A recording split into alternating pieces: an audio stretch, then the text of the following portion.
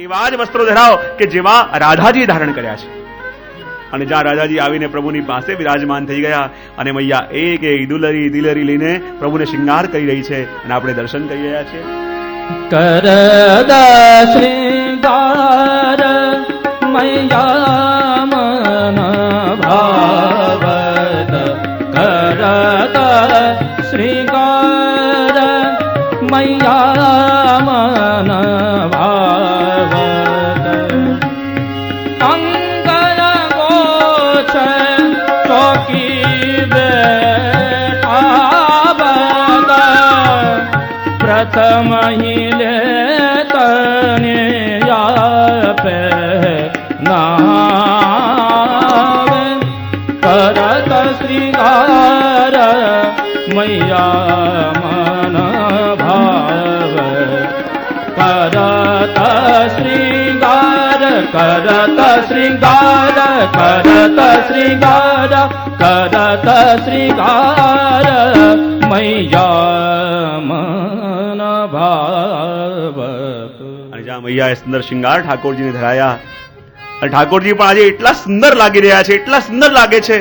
મૈયા પણ બે ઘડી વિચાર કરતા રહી ગયા કે આજે શૃંગાર સુંદર છે માટે પ્રભુ સુંદર લાગે છે કે પ્રભુ એટલા સુંદર છે કે આ શૃંગાર આટલા ખીલી ગયા. અને ત્યાં જ જ્યાં પ્રભુને શૃંગાર કર્યા, પ્રભુ વારે વારે ખેલવા પધારે, પણ મૈયા કહે અહીંયા આ બિરાજો. અને જ્યાં સિંહાસનમાં બિરાજ્યા, જેવા શૃંગાર રાધાજીના કર્યા હતા બરાબર એવા જ પ્રભુના કર્યા. જેવા વસ્ત્રો રાધાજીએ ધરાયા હતા એવા જ રંગના વસ્ત્ર પ્રભુએ ધરાયા અને બંને એક સિંહાસન પર વિરાજમાન થયા. અને રાધાજીએ હાથમાં આરસી લીધી અને આરસી લઈને પ્રભુને મુખારવિંદના દર્શન કરાયા. જો પ્રભુ આજ આપ કેવા સુંદર લાગો છો. ત્યારે પ્રભુ કહે રાધાજી આ દર્પણ એ માત્ર દર્પણ નહીં, એ તો આપનું હૃદય છે અને હું તો આપના હૃદયમાં મારા મુખારવિંદના દર્શન કરું. પ્રભુએ આરસી લીધી અને રાધાજીના દર્શન કરાયા. પણ હવે વિચાર આવ્યો કે આપણે બંને જોઈએ. પ્રભુને પણ લાગ્યું રાધાજી પણ આવા સુંદર લાગે છે અને બધા મારા પણ વખાણ કરે છે, પણ અમારા બંનેમાં વધારે કોનું મુખ સુંદર લાગે છે. માટે બંને એક સિંહાસન પર વિરાજમાન થઈ ગયા. દર્પણ લે છે અને ગોપીઓને પૂછે છે કે મેરો મુખ નીકો કે તેરો મુખ પ્યારી. દર્પણ લઈને બંનેના મુખારવિંદના દર્શન બંને કરે છે અને જુએ છે કે આજે વધારે સુંદર કોણ લાગે છે. રાધાજી કહે પ્રભુ આપ જ વધારે સુંદર લાગો છો, કારણ કે આપના સૌંદર્યને કારણે જ મારું સૌંદર્ય છે, આપના કારણે જ મારી શોભા છે. જેમ કોઈ ખૂબ સુંદર થઈ જાય પછી એમ જેને કાળી ટીકી લગાવે એમ દેખો આપ મારી સાથે હો તો આપને કારણે મારું સૌંદર્ય વધે.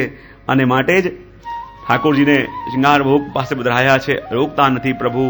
અને જ્યાં થોડી વાર થાય અને પાછા ખેલવા પધારે એનાથી પહેલા મૈયા કહે અરે કઈ નહીં તો કઈ નહીં, આ જરા ઘૈયા તો અરોગી જાઓ.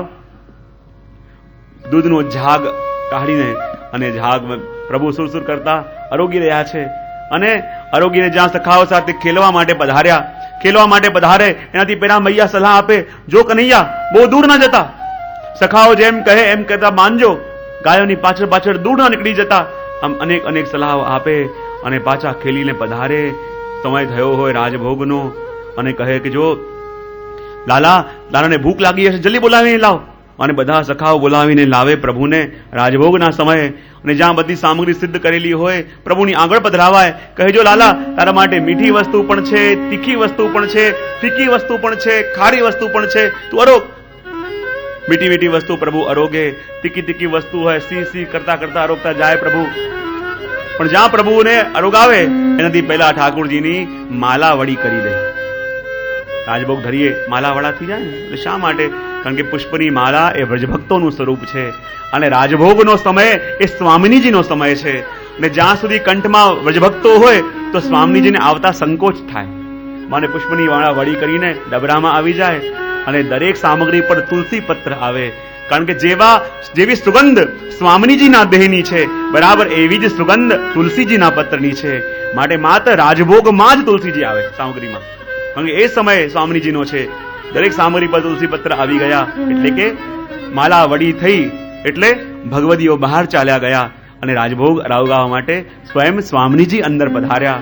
અને સ્વામીજી એક એક સામગ્રી લઈ વિનંતી કરીને પ્રભુ આ સામગ્રી પેલી સખી બહુ સુંદર ભાવથી કરી છે, પ્રભુ આ તો આપને અરોગવું પડશે, પ્રભુ આ તો આપને અરોગવું પડશે, અને મનુહાર કરીને બધી સામગ્રી અરોગાવી રહ્યા છે. रोटी और बरी लाल को रोटी और बरी रोटी और बरी लाल को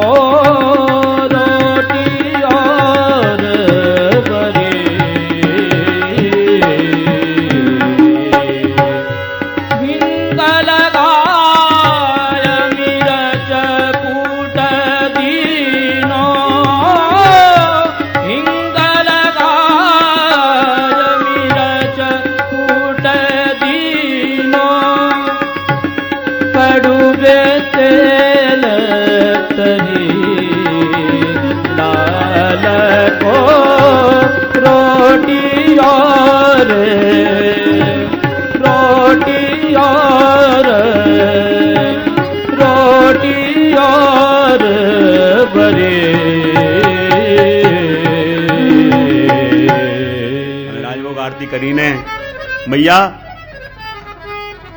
મારે હવે વનમાં ગૈયા ચરાવવા જવું છે. અને ઠાકોરજી એમના સખાઓ સાથે વનમાં ગૈયા ચરાવવા જાય. મૈયા ખૂબ કહે, જો લાલા દૂર જતો નહીં, સખાઓની સાથે રહેજે, સખાઓના મધ્યમાં રહેજે, એમની ગાયો સંભાળવાની જવાબદારી બહુ લેતો નહીં, કારણ કે બધા બહુ ચતુર છે, બધાની ગાય તને સોંપી ચાલ્યા જાય છે. અને અનેક સલાહ આપીને પછી ઠાકોરજીને વનમાં મોકલે. એ સમય આપણા વૈષ્ણવ માટે કહેવાય અનવસરનો સમય. પ્રભુની લીલા તો નિત્ય છે, એ લીલા તો નિત્ય ચાલી રહી છે, પણ એ લીલાના દર્શન કરવાનો અવસર હવે આપણો નથી. આ લીલાના સેવાનો સમય બીજા કોઈનો છે. ઠાકોરજી વનમાં પધાર્યા છે, ગોપીઓ યુગલ ગીત ગાઈ રહી છે. પ્રભુ પધાર્યા છે વનમાં સખાઓ સાથે ખેલવા, ત્યાં બાલ લીલા, અને અહીંયા એ જ ગોપી એમના પ્રીતમને યાદ કરીને યુગલ ગીત ગાઈ રહી છે. એ કિશોર લીલા થઈ ગઈ, માધુર્ય ભાવ થઈ ગયો. અને જ્યારે પોતાના સખાઓ સાથે અનેક પ્રકારે વિચરણ પ્રભુ કરી રહ્યા છે, અનેક પ્રકારે વિચરણ કરે છે, અને એ વખતે અનવસરના સમયમાં પ્રભુ ચાલતા ચાલતા પધાર્યા, અને ત્યાં જ સુંદર સામગ્રી લઈને રાધાજી પધાર્યા, અને ગિરાજીની કંદરાઓમાં પ્રભુ રાધાજી સાથે પધાર્યા. અને અહીંયા બધા સખા ગોતે પ્રભુ ક્યાં ગયા, પ્રભુ ક્યાં ગયા, અને પ્રભુને ગોતી રહ્યા છે કે નાના પ્રભુ છે, ક્યાં ખોવાઈ ગયા હશે, મૈયાને શું જવાબ આપીશું, નાનકડો લાલો છે, મૈયાએ આપણને સોંપ્યો હતો, ખબર નહીં ક્યાં ગયો. બહાર ચાલી રહી છે બાલ લીલા, અને અંદર પ્રભુ કિશોર લીલા કરી રહ્યા છે. અને ધીમે ધીમે સમય જવા લાગ્યો, અને કહેવાય ઉત્તાપનનો સમય થયો. અને જ્યાં ઉત્તાપનનો સમય થયો, હવે તો પ્રભુને ગોતવા જોઈએ. એટલે કહ્યું, સુબલ શ્રીરામા કયો સબન સો, અર્જુન શંખ બજાયે, ઘર જાવે કી ભૈયે બિરિયા, શ્રી ગિરધર લાલ જગાઈએ. પ્રભુને હવે જગાવવા જોઈએ, ઘર જવાનો સમય થયો, મૈયાને શું કહીશું. અને ત્યાં જ સુબલ શ્રીરામાએ શંખનાદ કર્યો, અને જ્યાં શંખનાદ કર્યો અને ગિરાજીની કુંજમાં પહોળેલા પ્રભુ જાગ્યા.